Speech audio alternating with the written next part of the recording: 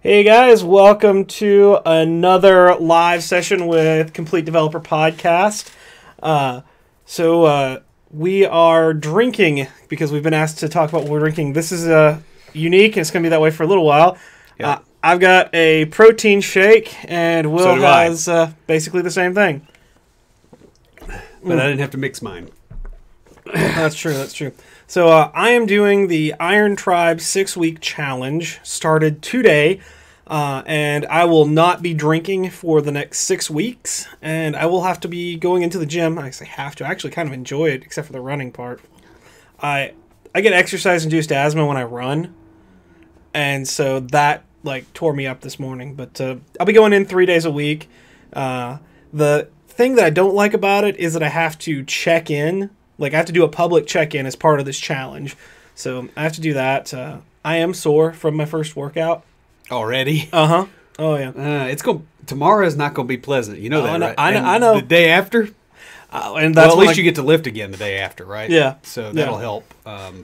It was interesting. We did run, and it's crazy because I would rather walk 500 miles than run 500 meters. But would you walk 500 more? Just to say that. Sorry. Yeah, that's me, the purveyor of dad jokes. You know what? I purposely set you up for that. Okay. I planned that. I'm glad. What I was going to say, yeah. Otherwise, I'm a terrible person. Which this way, at least you're the terrible person, and I'm just the accomplice. Yeah, that's true. Hang on. Oh, yeah. My sister just texted me. So this is our second go-round at the live, and my sister just texted me that the sound wasn't working. You didn't have any sound! That's right, we didn't. And we know we're idiots. That's so true. Yeah. That is so true. I caught it this time, not BJ. He did. And it was like 30 seconds in. Yeah, so it was early on. That's good. Not 20 minutes. Last thing about the challenge, we did some kettlebell swings, and I totally rocked those. And they came up to me and they're like, "Hey, you've obviously done this before." He's like, "I saw you clean that kettlebell to carry it over." He's like, where'd you do some training? So that's totally thanks to our friend Iron Tamer David Whitley. We've had him on the show. He's an awesome guy. Does some really great stuff. But I got to brag about knowing him and that kind of stuff, and got to make a joke about the difference between Russian kettlebell swings and American kettlebell swings. In Soviet Russia, the kettlebell swings you. Something like that. Okay. Something like that. Trust me, just get a heavier kettlebell and it will happen. Also, I will be going to Florida at the end of this week. It's my niece's kindergarten graduation. So I get a nice long car ride with my mother. And I'm not drinking. Right, because you open container probably. Well, no, we're going to Florida, so I'm not drinking because of the challenge. It'll be a challenge all in itself. It's nice to know. Sorry, I could not help that yesterday being Mother's Day. That just was like recursion in there. Yeah. Long ride to Florida in a car. Bad enough. I don't know. Good luck, man. All right, yeah. That's all I got on that one. So my update. Honestly, I don't really have a whole lot of updates. My job title changed. I'm a software architect now. That's pretty cool. So that's pretty cool. I'm doing the same thing I was doing before. It's just sort of official. That's basically it. I mean, last week was just a whole lot of the same. Your married man doesn't have adventures. I started back on a low carb diet. It is what it is. I know. Yeah, and you start doing stuff like I used the pressure cooker and cooked like 18 hard-boiled eggs at once in one shot. And, made like egg salad that was kind of okay. I just the only good thing for me about you being low carb is that I get tons of material for the bloopers reel. Oh yeah, it's going to be bad. The one that I'm currently working on, our bloopers number 1. It's got a couple of times where you say, "Not my fault, low carb." Yeah. I do notice that it does affect my ability to think well if I don't get enough calories. You just get them from fat. So, whatever. Other than that, man, it's not been a whole lot going on. I mean, obviously we had the Google thing this weekend. Yeah, that was really awesome. So I guess let's get into... No, let's talk about that a little bit. We got a new setup. Well, let's talk about the Google thing. So we had an awesome time at our developer launchpad meetup with Google developer Adriana Jara. She came out and did a wonderful talk for us, walked the group through setting up a progressive web app using Polymer web components. We had a microphone and my portable recording stuff there. And as happened today, we got no audio. Well, we got a little bit of audio, but what I didn't do, and I should have done, was to check the game. No, to check the amount of space on the storage. That's always the worst. Yes. Yeah, podcast audio storage is a bit of a pain in the butt. Yeah. Especially when you don't realize it's going to be a pain in the butt. That's when you get surprised. Mm-hmm. So we don't have that. I do need to get in touch with her to get the links that she shared with everyone, and so I can post those on the Developer Launchpad website. If you guys haven't noticed, we have a bit of a new setup here for our live feeds. We're in the process of getting better at doing the video recordings, and so to kind of help with some of the external noise and the bumps and the shakes and the dogs barking. Yeah, and the dogs barking. We have some new things. We have a shock mount for the microphone and a windscreen. So, probably turn that towards me a little bit more. Yeah, that's right. Because I'm the softer voice of the two of us. Somehow. Anyways. Finally, we will not be recording next Monday because that is when my niece is graduating. So I will be in Florida. We will, however, probably record sometime later that week. If we do record that week, we will do a live feed and we will post it and let you guys know about it. Again, no, that wasn't the last one that I messed up. So we'll post it probably on Slack when we're doing it. So if you're not a member of our Slack community, you can join the conversation anytime by going to slack.completedevelopernetwork.com. I got it right this time. You got the domain right. That's makes it a lot easier for people. Okay, so we got some listener questions. So my employer put me on a performance improvement plan. What does this actually mean? Okay, so they probably said, "Hey, we've noticed some things. We want to kind of work you through this stuff." And on a rare occasion, this can actually mean they want to work with you and see an improvement, and that's what they're trying to do. That's not usually the way it goes in these United States. What actually ends up happening is they've decided to cut you loose, and so that they don't get a EEOC violation, they don't get get nailed for what do they call it? Termination without cause, or not termination without cause. There's a specific term for it, wrongful termination. Yeah. So they don't get nailed with that. What they do is they put you on a PIP first, so that they have like a paper trail going up to them canning you. Now, whether you deserve it or not, it's not clear from this comment. You probably know one way or another, but this is a real bad sign. Now, I'll also tell you, if you get put on one, and even if it's something where you think you can improve, you probably should still get your resume up to date and start looking. Yeah, that's what I was gonna say. Also, I mean, if you have done something and it's like, I screwed up and they put me on this plan, and it's obvious that you did something wrong and they put you on the plan, then hey, they're trying to salvage you if possible, or create the paper trail. But if you know what you did and you're like, yes, I did something wrong, then you're more likely in a position where they are trying to see if they can salvage you.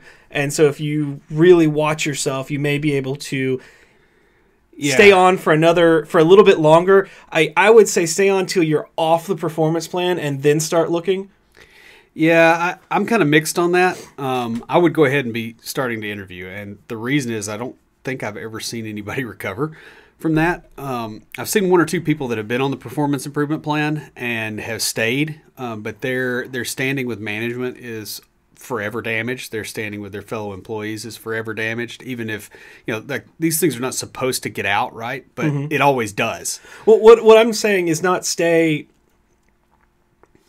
long term. Stay long enough until you're not on the performance improvement plan. Yeah. And then when you leave, you're leaving not in a bad spot.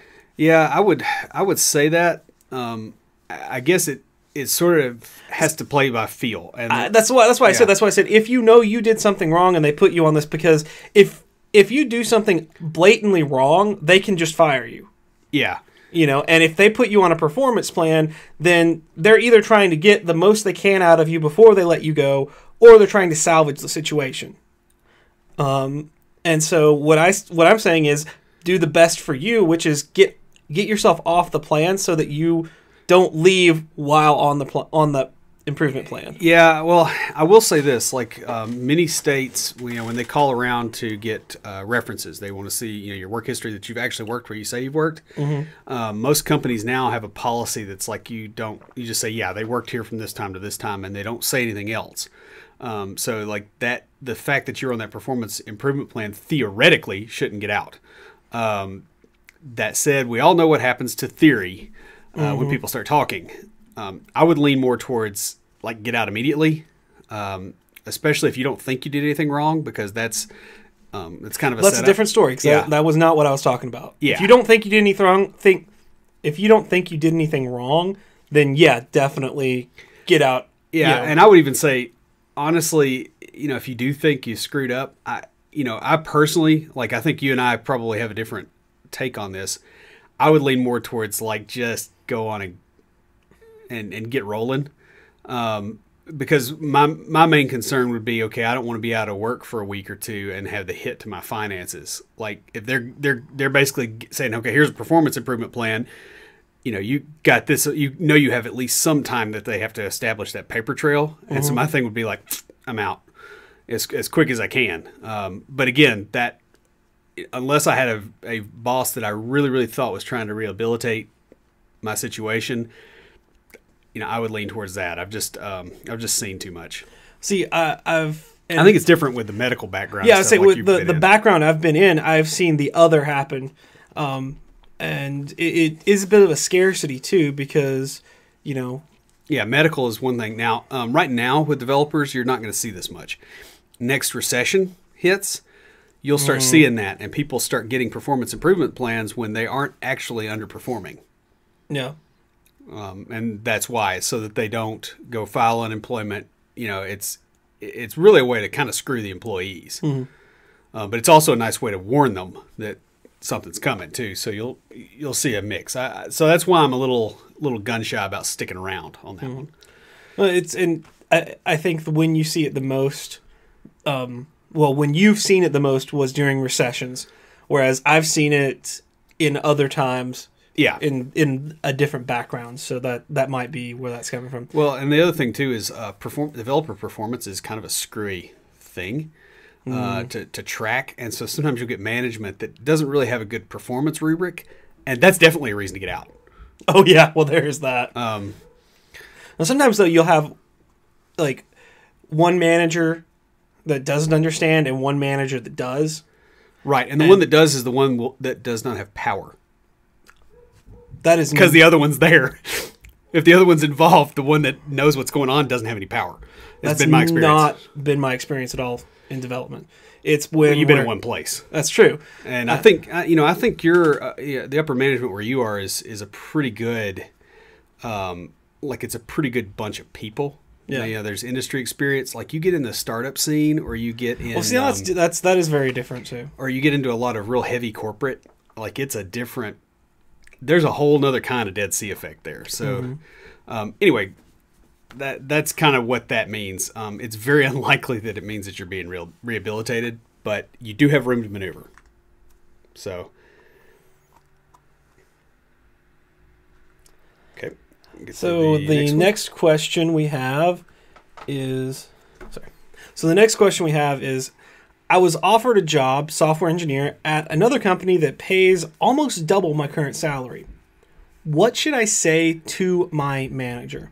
Now, the first thing, we discussed this before getting on here. The first thing that we really think you should do is make sure you understand the salary correctly, and it really is.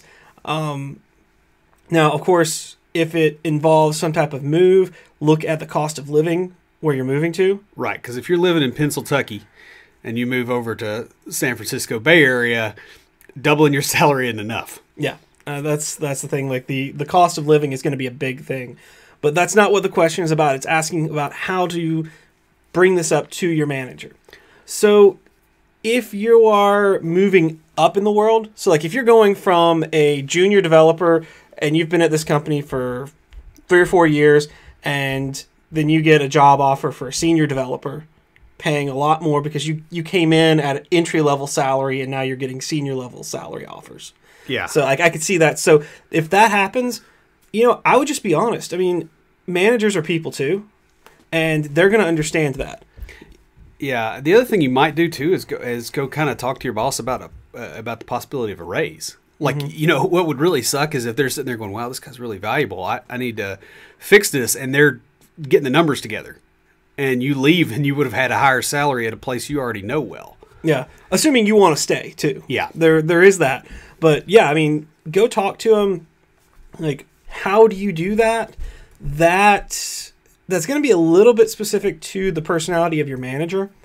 And in my situation, it doesn't really matter because, working with the government, there isn't that much option to offer that. But with other places before I got into development where I had done similar things, I went in and said, hey, once I'd gotten the job offer and I knew it was solid and, I could accept it. Yeah. I went in with my 2-week notice and sat down with my manager and said, hey, I got this job offer at this other place. This is what they're offering me. This is what I'm going to be doing. I've really enjoyed working here. Talk it up a little bit and then hand them your 2-week notice. Like, you are ready to go. This is not it is nice if they do come back and make a counteroffer. Yeah, but I would pretty much not take a counteroffer at that point. I mean, and again, it depends on, is it they're making a counteroffer to move you into a senior developer role at that level salary, or is it they're making a counteroffer to keep you around? Yeah, but it just I don't know. I've seen 1 or 2 counteroffer type situations, and what ends up happening is they kind of resent that. Mm-hmm. It's like every time Comcast raises your bill and you have to call them and pretend like you're going to quit getting cable unless they cut your bill down. They send you over to retention, and then the bill goes back down. It's like that. You start resenting people that are like, oh well, screw you if you give me more money. So I'll be honest though, I have quit cable for a while. Yeah, I just have a recurring task to call and chew them out. Yeah, I put it in Noseby. It's just like every couple of months. It's just like check your bill, see if you need to chew them out. And but that's kind of bad. Now, I would not, if they offer you double your salary and you got to quit immediately, I don't know that I would necessarily take that. I would be concerned about the sort of employer who has those kind of situations come up where they've got to have somebody right now and they can't, if they can't wait 2 weeks when you're there, guess what happens when you have a life event come up? Or you need to go do something with family. You got a death in the family. Oh, we can't wait 2 weeks. We can't wait today. So watch for quality of life indicators. I left a pretty good job early on in my career for one that paid, I think it was 10 or 12K a year more, and it was the worst job I ever had, hands down. And I've also, if you leave for benefits, as far as just the money that you get paid or the insurance, those kind of things, it's very easy to get into a job that really sucks. If you leave it for, okay, I get to work with better tech and I'm getting paid more, then that's a whole different, thing. But it goes back to, and we're getting off the topic of whether or not you should take the job as opposed to what to say to the manager. Answering this question, what do you say to the manager? Just go in and be honest. Yeah. I mean, because like, what kind of person's going to go, hey, you're getting double your salary? You know, like if they care about you, they're going to be like, this is a good deal. Yeah, and if they care about themselves, they're going to go, hey, have they got any management openings? Yeah, or talk me up when you get there, would you? Yeah, so that's pretty much. And I think, honestly, we were kind of reaching for reasons not to take it. Yeah. Because, holy crap, double? Yeah. There's not a whole lot of wiggle room there to find something that's a reason not to do it. Okay, so the next question. Which one is better for desktop apps with a nice GUI? It's graphical user interface. C++, C Sharp, or Java? Now, I do C Sharp. I have done C++. I've done a little bit of Java. I'm going to tell you that it doesn't matter necessarily so much, with some caveats. I was going to say Python. You should do Python. Yeah. So here's the deal. C++, if you're doing a nice GUI, you're probably using something closer to the operating system. So you're using like Qt if you're on Linux, or, well, actually you can do that on Windows and all that too, but you're probably getting in there at a lower level. So if you have to do that, like, you're doing gaming, those kind of things where you've got memory intensive, processor intensive tasks, lots of rendering stuff, complex UIs, I would probably lean towards C++, if I need the performance. If you want to go cross-platform, then you got Java.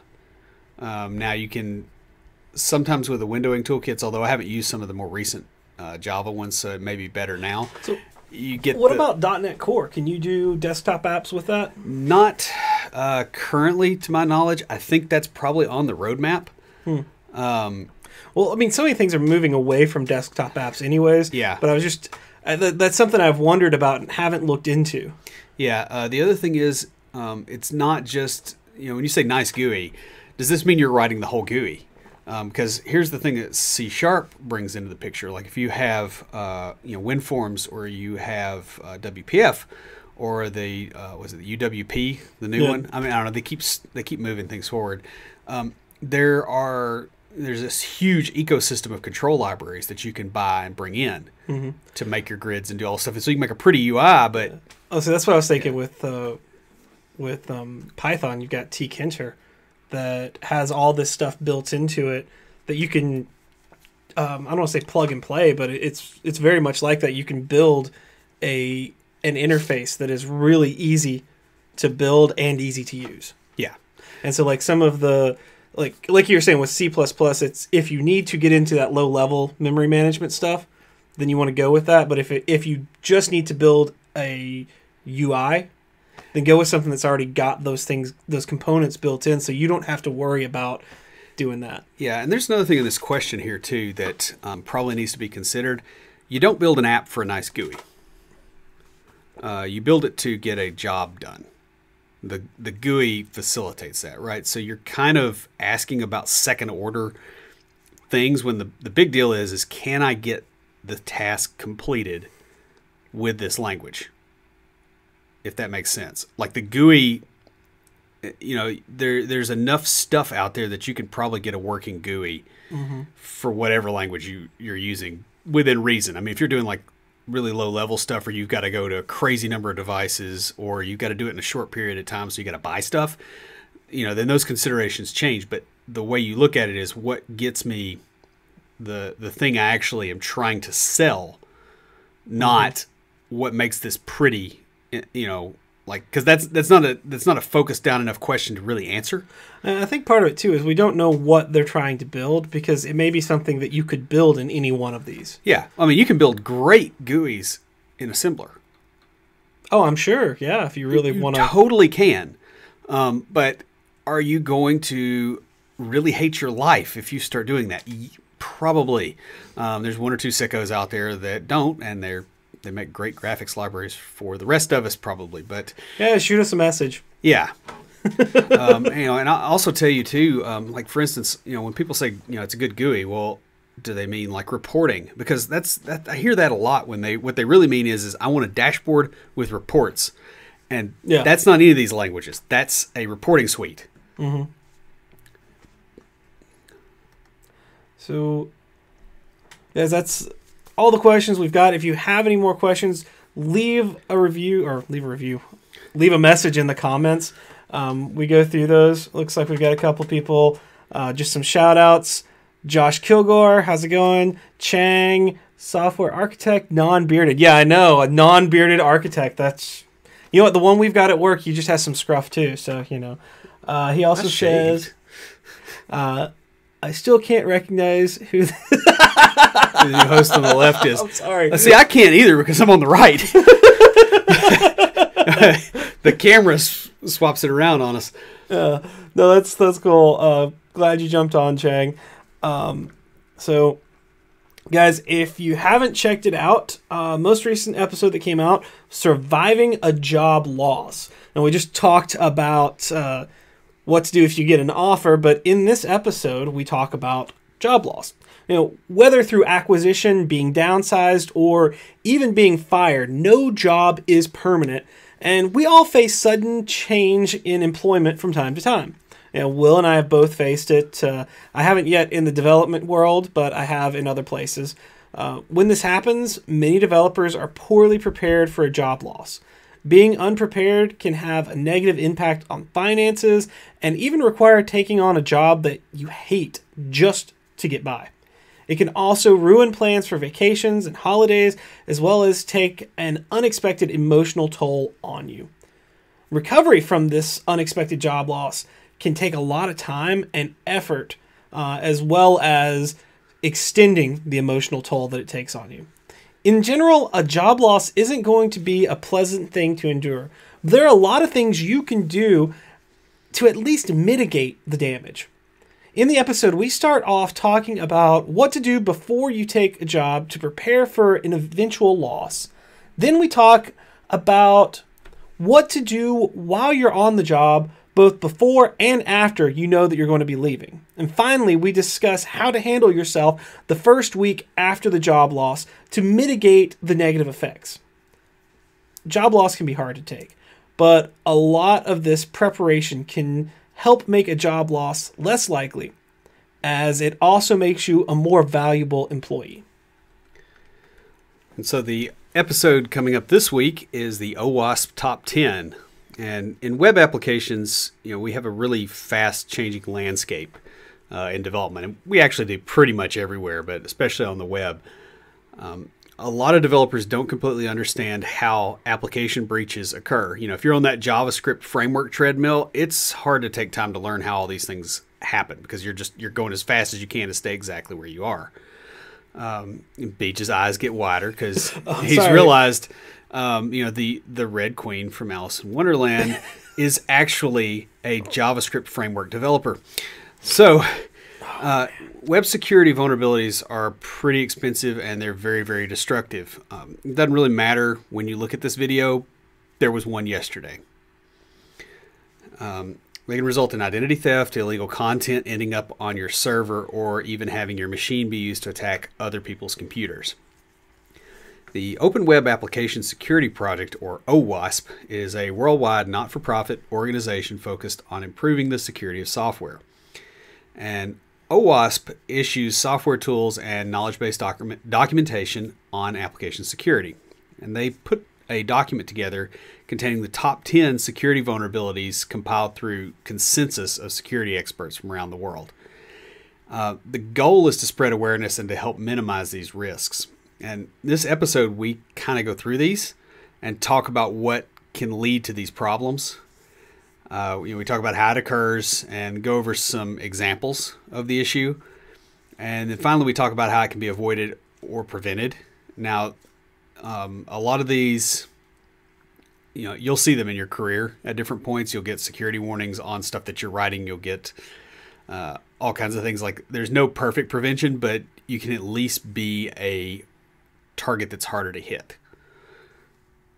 So anyway, check that episode out Thursday. I think it'll be pretty interesting for a lot of you, especially if you're more security minded or if you just kind of want to get into this a little bit. It's also pretty interesting if you're not deep into security, just to get kind of an idea of some of the things that you're building and how they can be affected by it. Yeah. So that pretty much all we got for you guys. We're going to hop off and get to recording another episode. Y'all have a great week. Like I said, we will not be recording next Monday. If we are able to record later in the week, we will post that and let y'all know when we're going to have our live feed. We'll catch y'all later.